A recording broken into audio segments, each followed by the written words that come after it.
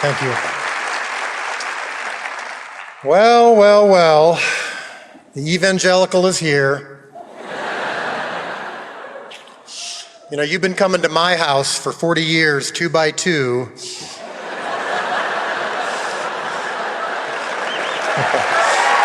Yeah.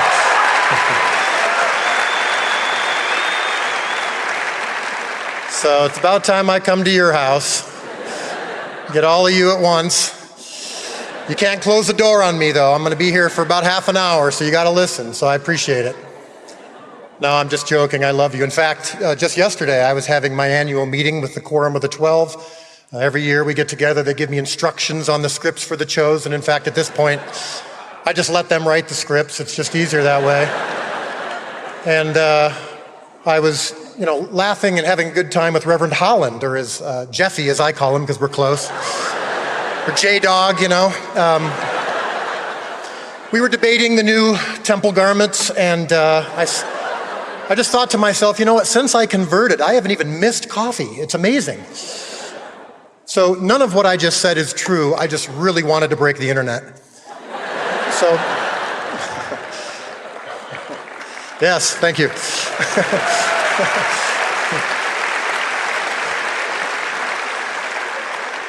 Evangelical YouTube right now is flipping out. There's going to be YouTube videos with my face and Brigham Young over my shoulder with everyone saying, "We knew it! We knew it!"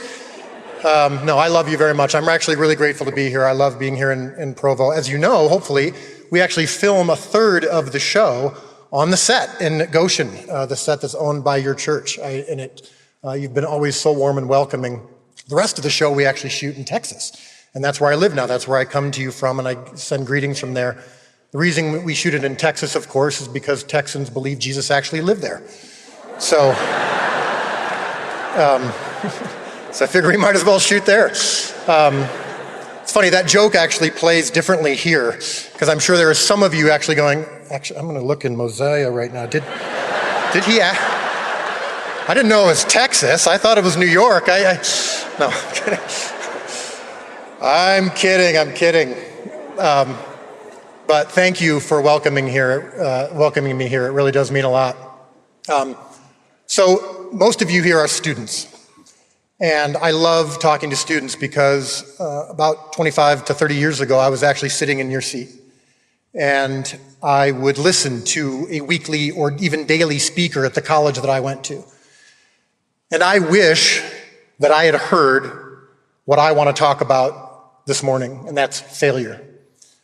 Because when I was a college student, you're often told, what's your 5-year plan? And who do you want to be when you graduate? And where do you want to go? And not just career-wise, but ministry-wise. And there's a lot of pressure on you now and today more than ever to achieve, to grow, to figure things out, to solve problems. And it wasn't until my 40s that I learned that striving and the stress that came from that was actually a weight and in some ways an idol that needs to be broken. And so I want to tell you my story of how we got to this place today. And it's actually a story rooted in failure. And I know that that's not a typical topic. And it's especially odd maybe coming from the creator of The Chosen, because by all objective measurements, as I stand to you now, The Chosen is actually quite successful. But the lesson that I learned and the thing that changed my life happened at the launch of The Chosen, and I want to share it with you. I'm going to take you back a little bit, probably when I first started my career in movies. I was, as you heard earlier, at 25 years old, I made my first feature film. And when I first started in this business, my idol, my passion, my goal was legitimacy. You see, in my business, you're measured not necessarily by how good you are at your job, but you're measured by how successful you are, how others think you're good or not. And so I was doing independent films. My dad and I, my father, when I graduated from college, he'd had a very successful book series. And there was a company that was interested in making that as a film. And so I went to work for that company. And then eventually I went out on my own with my father, and I made several films. And some of them had varying degrees of success, but they were all outside of the Hollywood system. And when you hear the term independent film, that means it was financed and usually distributed by someone or a studio or a project or a company that wasn't part of the Hollywood system. And that was me for 15 years, and I really wanted that legitimacy. I used to practice Academy Award speeches in front of my mirror. I'd like to say that ended when I was a teenager, but it kept going into my 20s and 30s because that's what I wanted. I wanted to be prepared for that moment when I was legitimized. Now, I'd like to say that I also was motivated by the kingdom. I wanted to do good kingdom work. And I would tell myself that one of the reasons I wanted to be successful was that I would have a platform to help build the kingdom. Success would give me a voice, and I would use that voice for God. And I think there was some truth to that, but I was really more motivated, and the thing that really got me excited was the possibility of winning awards, finishing in the top 5 at the box office, and being legitimized by Hollywood companies. And so it didn't happen for 15 years, and that's what I sought. Well, I finally ended up going to work back in Illinois. So I grew up in Illinois, went out and lived in Los Angeles for 10 years, making various films, and I moved back to Illinois to work for a large church in the Chicago area. And was raising my family in that environment, which was great, but I was there to make movies. This church had a lot of resources, and they wanted to make movies with me and get them out to the world, and they had the resources to finance them. And the first few years, I didn't actually get a chance to make a film. I just got caught up in the media stuff that we were doing, and the script that I was working on just wasn't going very well. And so a few years into it, I said, look, I have to make something. I came here to make movies and not just run the weekend services, and so I need to do something. So I did a short film for my church's Christmas Eve service. And it went very well, and the church really loved it. And then, very long story short, it got in the hands of one of the biggest producers in Hollywood, a guy by the name of Jason Blum. And he produced all of the most successful horror films you've seen or heard about in the last 10 years. Get Out, Insidious, Sinister, all these very successful horror films. He was a maestro at taking low-budget horror stories and turning them into big successes. All movies that you haven't heard of because you're Christians, right? But he was really interested in the faith market because of the same thing. It wasn't that he was necessarily passionate about horror films, he was just passionate about success and saw that there was an opportunity in the faith market, in the faith audience. And sure enough, there was another company that was interested in this as well, and this is WWE, the wrestling company, World Wrestling Entertainment. They had a film division, which I hadn't known, and they also understood audiences and niche audiences, and so they saw my short film and loved it as well, and I showed them the script that I had been developing. They loved that. They said, we want to make movies with you. And so a horror film company, a wrestling company, and a church in Elgin, Illinois combined to produce a film that I wrote and was ready to direct. I had arrived.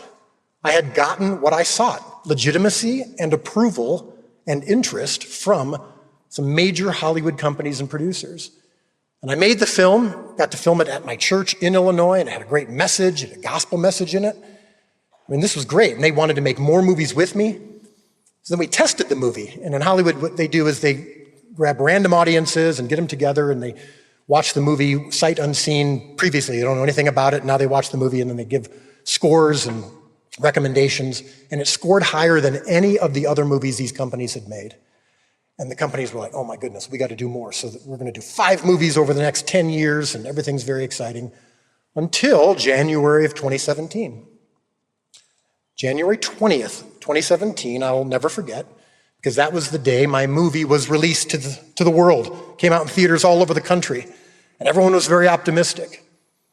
And Hollywood runs on math. So you can know within the first couple hours on a Friday what the numbers are from the East Coast as they come in.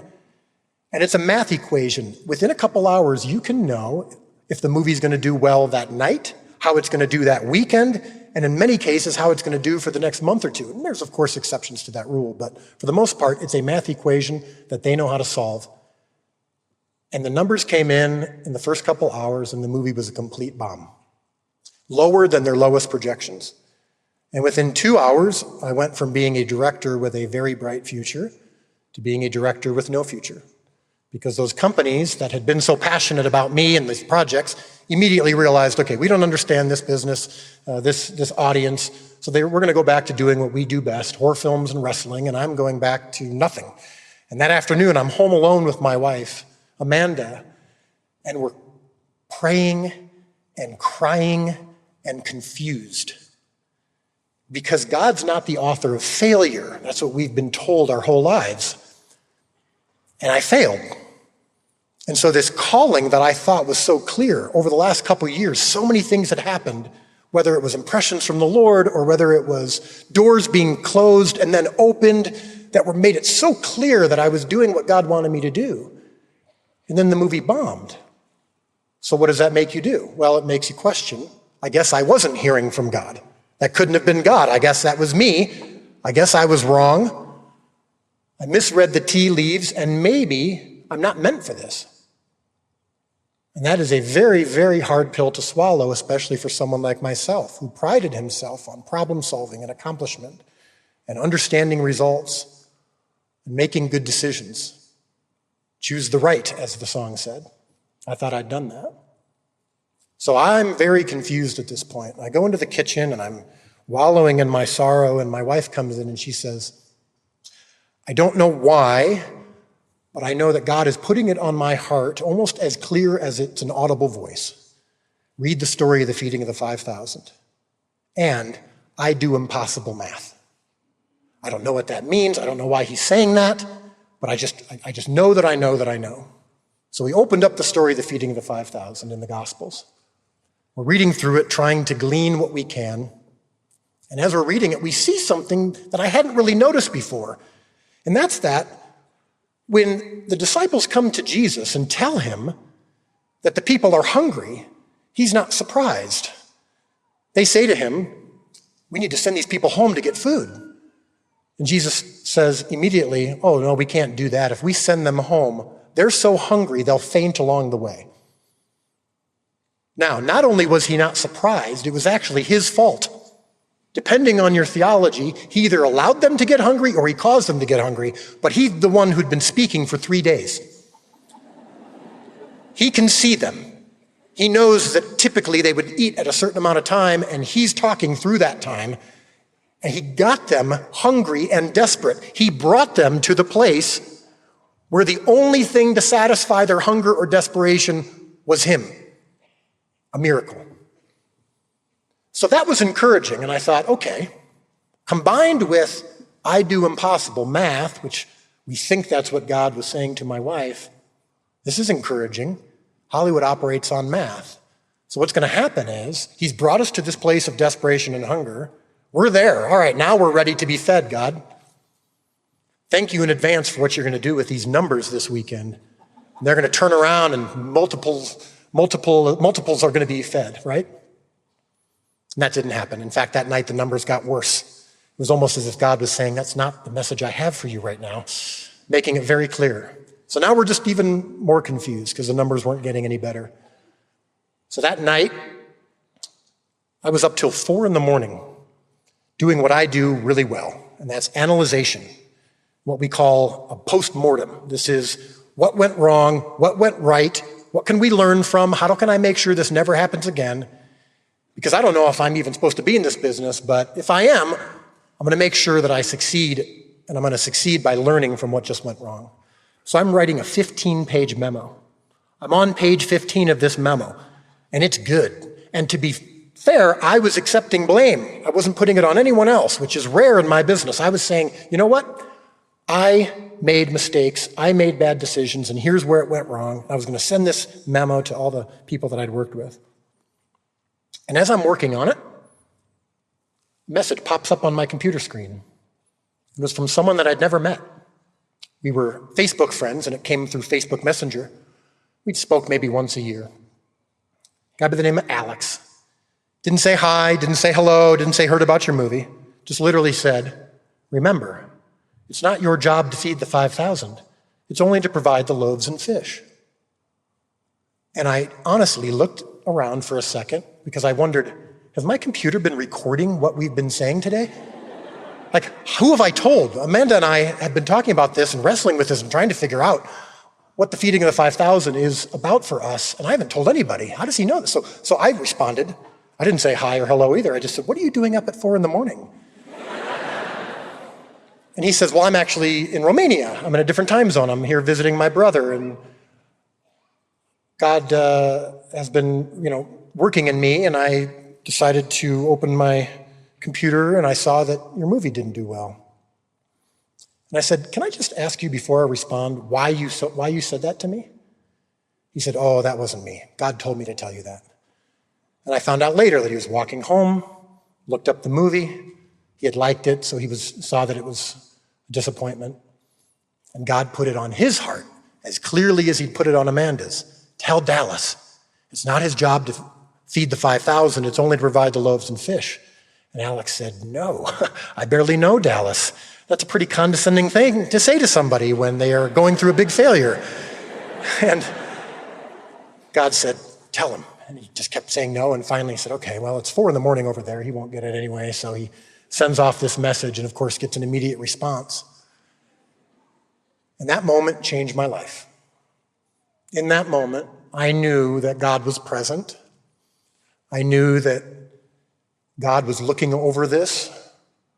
I knew that God had indeed, probably, brought me to that place of failure. And he did indeed have something in it for me. And I wasn't going to find it by writing a 15-page memo or by using any of the tools that I'd learned in college, that I'd learned at business seminars. I wasn't going to be able to solve this and figure this out on my own. Now, I still didn't know what impossible math meant in this case because success wasn't on the horizon. But in that moment, all I cared about was God's will.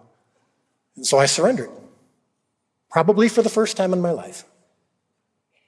I broke down, and I thanked Alex, and I put aside the memo, and I got to a place where I was truly okay with whatever God wanted for me. And so I decided to write something different, something that I want to read to you now. And I posted this on Facebook. And typically, in my business, when you have a movie or a TV show or whatever that's not doing well, it's similar to a politician. Even if the polls are bad, you always put on a brave face. You always say, well, we understand that, the polls may be telling you this, but actually, we're doing much better. And it's the same thing in my business. Oh, the numbers aren't good, but people are loving it, and you need to go see it, and yada, yada. It's how we do things. And I said, you know what? No more of that. No more trying to impress. No more trying to convince. I'm just going to be honest. So I'm going to post on Facebook something different than what you'd normally post when your movie's out. So I wrote this, and I think there might be something in it for you. So what do you do when something you poured yourself into just doesn't land? I won't mince words. The Resurrection of Gavin Stone, that's the movie I made, had a very disappointing opening weekend and an even more disappointing day yesterday. Yes, we've gotten good feedback from those who've seen it, and it's had tremendous impact on multiple churches and individuals. And that's the main reason we do these movies. But to be able to make more movies, your movie has to perform, and people on a mass scale need to want to see it. And as much as I can point to multiple factors that impacted the box office, I can't play the blame game. Something I created and believed in and thought would work simply didn't connect on a measurable level. People didn't want to see it in a theater, and I thought that they would, period. So what do you do when that happens in any career path? Certainly sadness is a factor. My wife and I have dealt with that over the last week for sure. Questioning yourself, the future, etc. It's all part of it.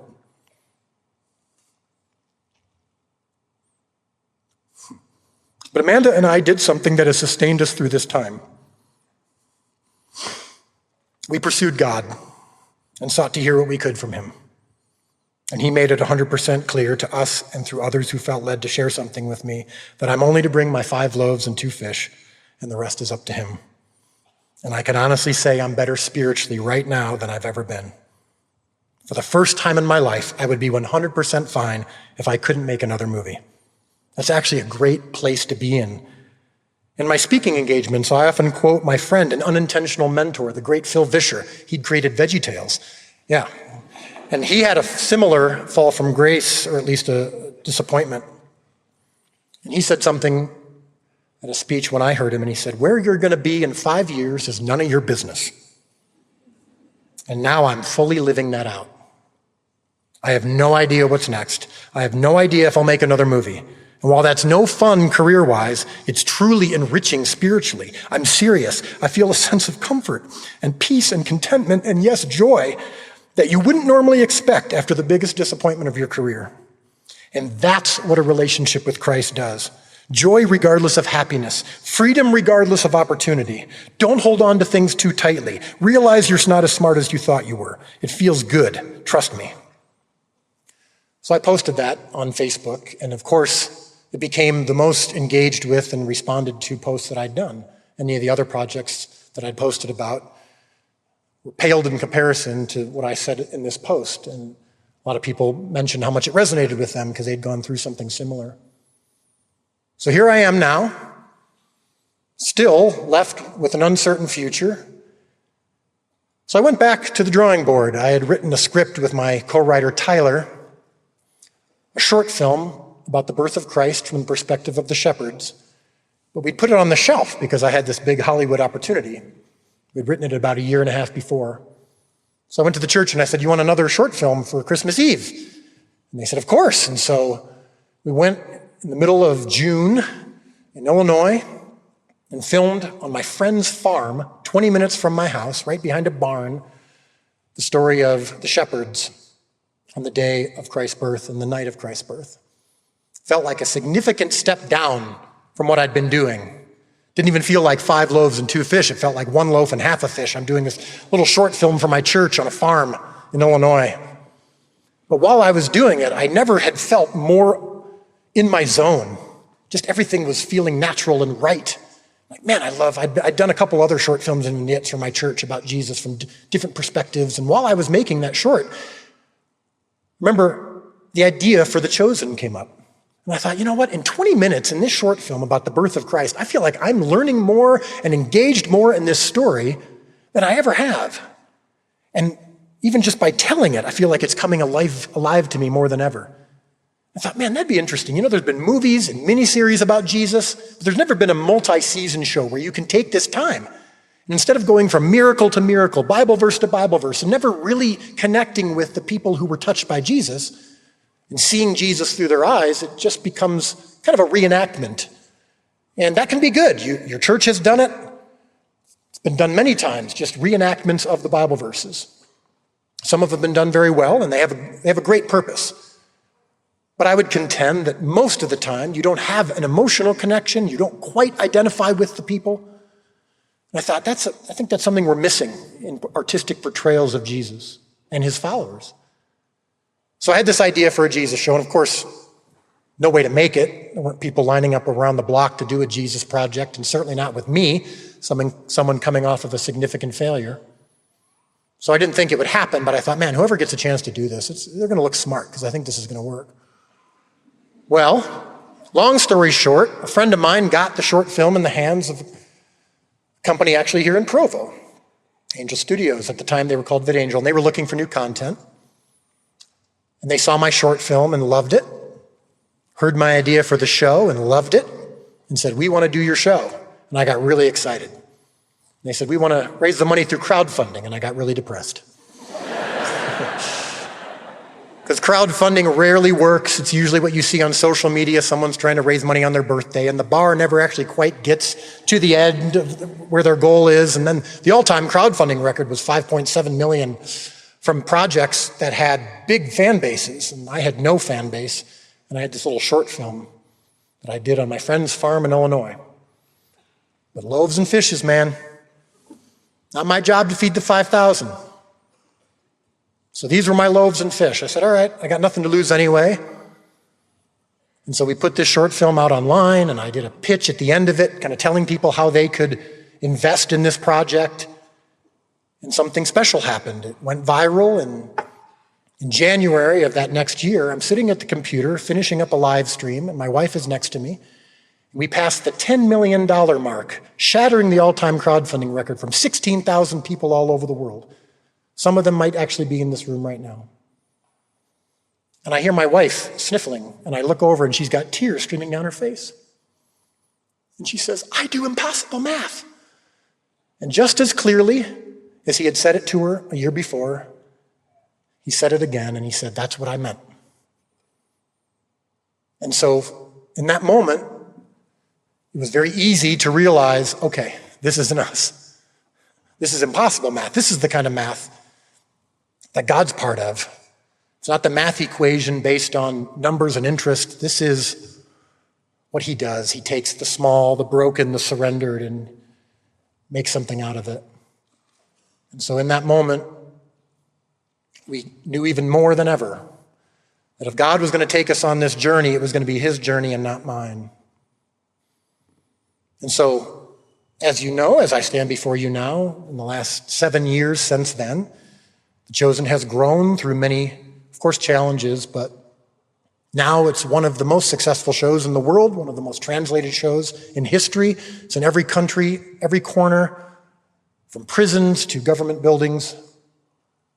We've now finished at the top of the box office. We've gotten awards, all at the time when I stopped caring, which is awesome. And now what's interesting is we have success. And now God speaks to me still, and he says that same phrase. It's not your job to feed the 5,000, it's only to provide the loaves and fish, but it's in a different tone of voice. See, the first time it was very encouraging and kind. It's not your job to feed the 5,000, Dallas. It's only to provide the loaves and fish. Now it is not your job to feed the 5,000. It is only to provide the loaves and fish. Whether in failure or success, the message is the same. When you make your 5 loaves and 2 fish, and he does ask that of us, he could have just waved his hand like I am in front of you right now, in front of thousands of people, and the loaves and fish could have appeared out of nothing. But he does demand for us to participate, for us to do the thing that we don't necessarily need him for, so that he can do the thing that only he can do, the miracle part. So he does involve us in the process. Isn't that so gracious of him? Whether it's asking for the 5 loaves and 2 fish, or whether it's telling his disciples to roll the stone away when Lazarus is raised, or whether it's telling Moses to camp out at the edge of the Red Sea and strike the rock so the water would part, he does ask us to participate. But I'm telling you, students especially, whether in failure or success, 5 loaves and 2 fish, when you hand that to him and he deems it worthy of acceptance, the transaction is over. You are not more loved if you do 7 loaves. More people are not fed if you do 3 fish. It's the 5 and 2 principle. You bring what you have, you give it to God and let it go. And when you get to that place where you don't care about the results and you don't care about what they say, whether right now you can look on YouTube and find dozens of videos calling me evil, and you can find dozens of videos calling me the greatest thing ever. Neither one of those things are true, and I can't try to avoid the former or seek the latter. And so I implore you, starting now, don't wait until you're in your 40s for God to break you down and bring you to your knees and surrender.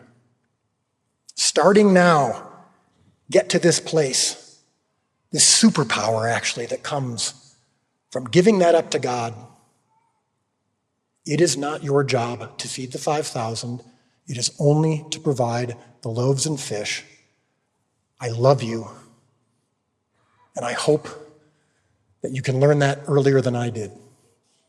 Thank you for your time.